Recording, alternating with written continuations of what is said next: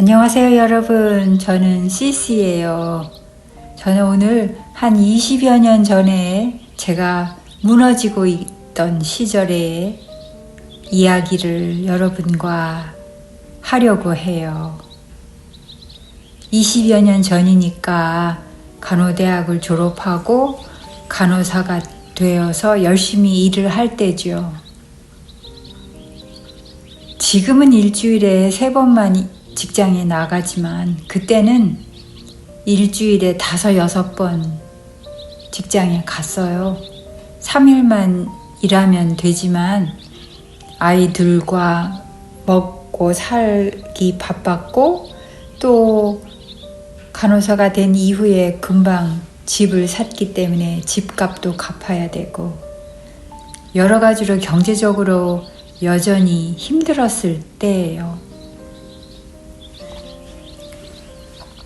어느 날부턴가 퇴근길 마트에 들려서 맥주 한 상자를 사는 게 거의 일상이 되었어요. 어떤 때는 아이들이 저를 따라서 함께 마트에 갔는데 저의 작은 아이가 장바구니에서 맥주를 슬그머니 꺼내서는 다시 진열대 위에 올려놓더라고요. 엄마 마시지 마 하고요. 그래서 제가 엄마는 이게 쉬는 거야 라고 변명을 했더니 아이가 그러더라고요. 그래, 엄마는 이거 쉬는 거지 하면서 그 맥주를 다시 카트에 가져다 넣더라고요. 사실 그때 그 아이의 말이 얼마나 아프게 다가왔는지 몰라요.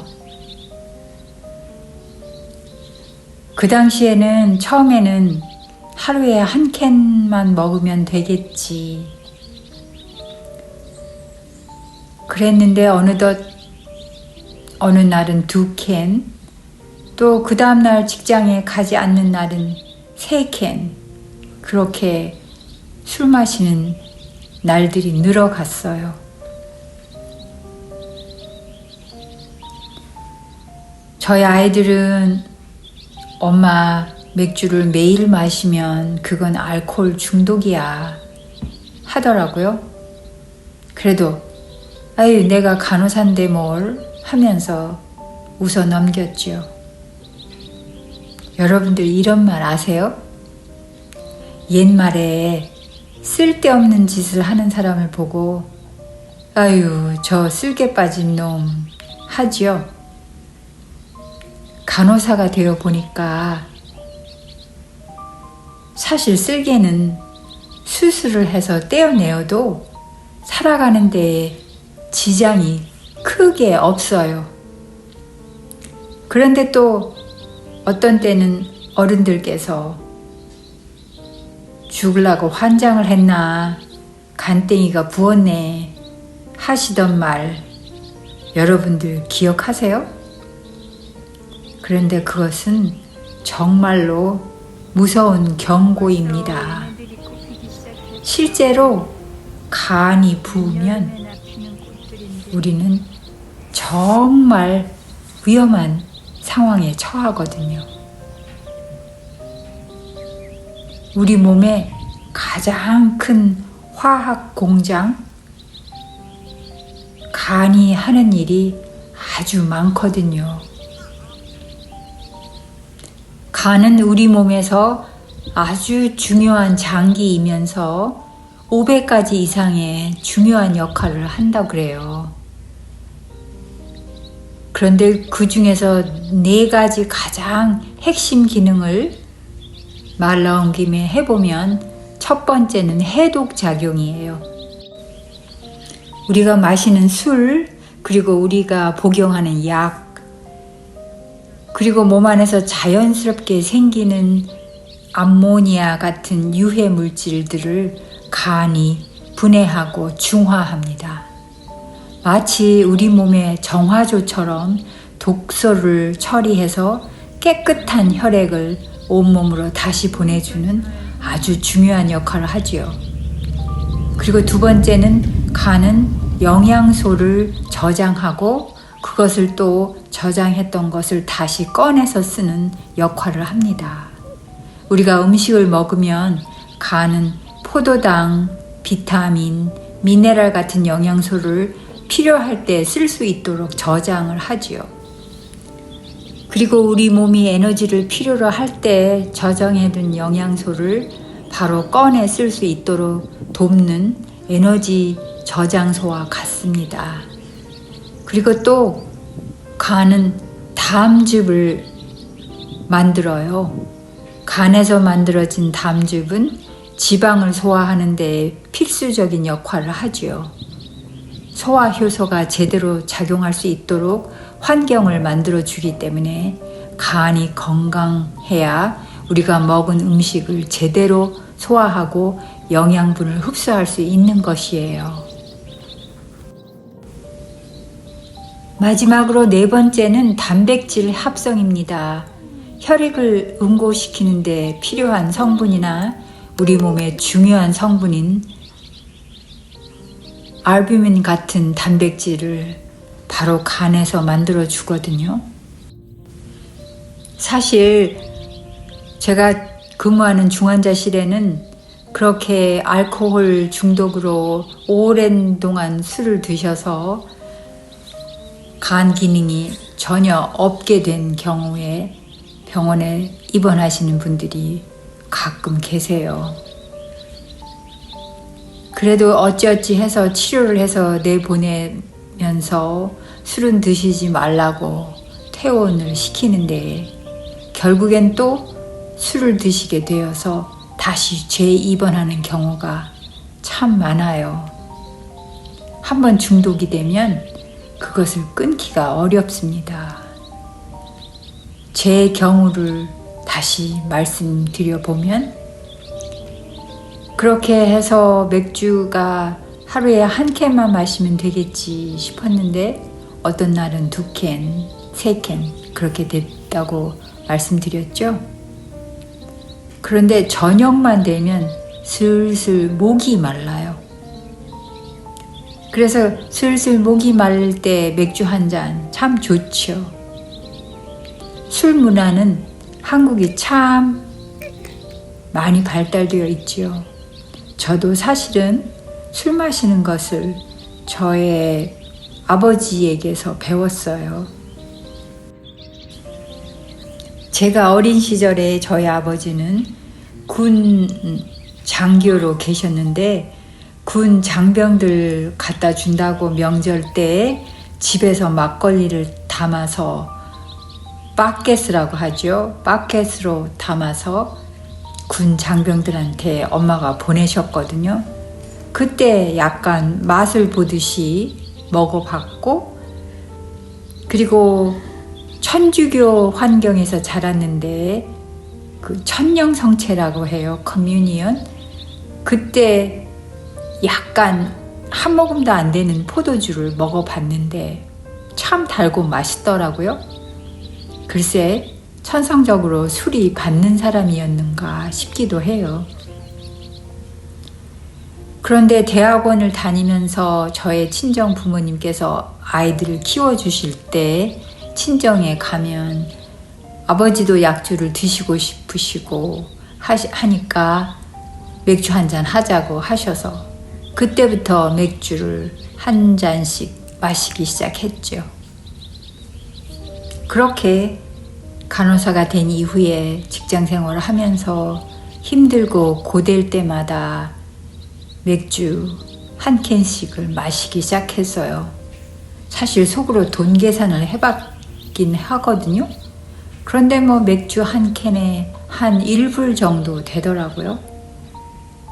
그래서 뭐 한 1불 정도 되면 음료수 하나 마시는 것에 비하면 되겠다 싶어서 경제적으로도 크게 부담이 된다고 생각하지도 않고 마시기 시작을 했는데 어느 날 문득 알코올 중독 환자가 병원에 입원을 했는데 경제적으로도 아주 부유하신 분들도 있었고 또 아주 젊은 분들도 계셨어요. 그런데 제가 저 스스로를 돌아보게 되었죠. 아, 술을 마시는 게 중독성이 되어가는 게 맞긴 맞나 보다. 왜냐하면 저녁에 퇴근하고 와서 집에 오면 괜히 목이 말라요. 그럼 목이 마르면 물을 마시거나 다른 걸 마시면 되는데 맹물은 마시기가 싫고 맥주 한 잔이 땡긴다고 하죠. 그렇게 되더라고요. 그래서 어느 날은 그래 이제는 맥주를 마시지 말고 와인을 사서 와인 한 잔씩을 마시고 자자 했는데 와인도 한 잔이 아니고 어느 날은 2잔, 또 어느 날은 3잔이 되더라고요. 그래서 저 자신을 돌이켜보면서 아, 이거는 중독성이 되어가는구나. 사실 아무도 저에게 말릴 사람은 없잖아요. 이제는 그 당시만 해도 아이들이 점점 커가고 있었고. 그래서 어느 날 결단을 내렸죠. 사실 처음에는 사다 놓고 뭐 일주일에 1잔 정도만 마시지 그렇게 생각을 했는데 사다 놓고 일주일에 1잔 정도만 그게 안 되더라고요. 그래서 이제는 사지를 말자. 아예 사지 말자. 맥주를 끊고 와인을 끊고 결국은 과감히 술을 멀리하기 시작했죠. 사실 처음엔 힘들었어요. 아우, 1잔 사다 놓을 걸. 그런데 몸이 서서히 반응을 하더라고요. 술 대신에 저는 저녁마다 생강과 대추를 달여서 마시기 시작했어요. 사실 이제는 저의 몸이 알코올을 받아주지 않더라고요. 직장 동료들과 어떤 모임이 있어서 나가서 맥주 한 잔을 마셔봤는데 그냥 몸이 안 받아주더라고요. 그래서 더 이상은 마시지 않고 그래도 못 마신다고 전혀 빼지는 않고요. 그냥 옆에 잔 한 잔 놓아두는 것으로서 예의만 차리고 있죠. 다행이죠, 뭐. 몸이 안 받아주니까. 여러분들 보시기에 제가 늘 씩씩하고 단단하고 잘 견뎌낸 삶처럼 보이지만 저도 한때는 그렇게 무너지던 때도 있었어요. 더군다나 한국의 문화에서 술을 마시는 문화가 아주 보편화된 상태에서 여러분들의 간은 안녕하십니까? 우리의 몸은 생각보다 정직해요. 건강은 잃기 전에 지켜야 합니다. 오늘 하루쯤이야 하는 생각이 쌓여서 우리의 몸을 무너뜨리기 시작하죠. 반대로 오늘 조금 내 몸을 아껴보자 하는 마음이 우리를 다시 살리기도 합니다. 여러분 한 분 한 분 모두가 소중한 사람이십니다. 오늘 저녁에는 술 한 잔보다는 따뜻한 차 한 잔으로 여러분의 간에게 수고했다라는 인사를 건네보는 시간이 되면 어떨까요? 저의 직장 동료들은 아마 제가 술 마신 이야기를 하면 많이 놀랄 거예요. 제가 술 마실 줄 안다고 말하는 때조차도 너도 술 마실 줄 아냐고 그렇게 놀라곤 하고요. 저의 직장 동료들은 제가 진짜 천사인 줄 알아요. 제가 농담으로 쟤네들은 내가 진짜 천사인 줄 아는데 나 진짜 천사가 아니거든? 그렇게 이야기를 하기도 하죠. 오늘도 저의 채널 방문해 주셔서 감사하고요. 또 저의 채널을 처음 방문해 주신 분들 진심으로 감사드려요. 또 다음에 저의 이야기로 다시 뵙지요. 사랑합니다.